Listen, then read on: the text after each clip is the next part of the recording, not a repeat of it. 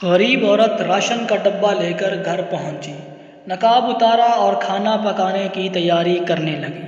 बच्चे खामोशी से देख रहे थे। बेटी ने पूछा, माँ, ये राशन कहाँ से मिला? एक बड़े आदमी ने दिया है, माँ ने जवाब दिया। बड़ा आदमी? बेटी ने चौंक कर पूछा। माँ ने कहा, हाँ, बड़ा आदमी। फौज, सिपाही, इदारे सब उसके मातहत हैं। बेटी हैरानी से बोली, इतने बड़े आदमी ने इतना छोटा सा पैकेट दिया? माँ ने इस बात में सर हिलाया। हाँ बेटा, सिर्फ ओहदा बड़ा था उसका। बेटी चुप हो गई, सोचती रही। सोचने के बाद फिर बोली, किसी को पता तो नहीं चला अम्मा कि तुम ये खैरात का राशन लाई हो? माँ ने इनकार में सर हिलाया।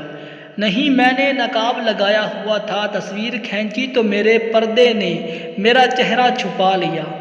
बेटी तड़प गई। अम्मा, तुम्हें शर्म नहीं आई खैरात लेते वक्त तस्वीर खिंचवाते हुए? माँ ने फीकी सी मुस्कुराहट से कहा, नहीं बेटा, उसे भी शर्म नहीं आई।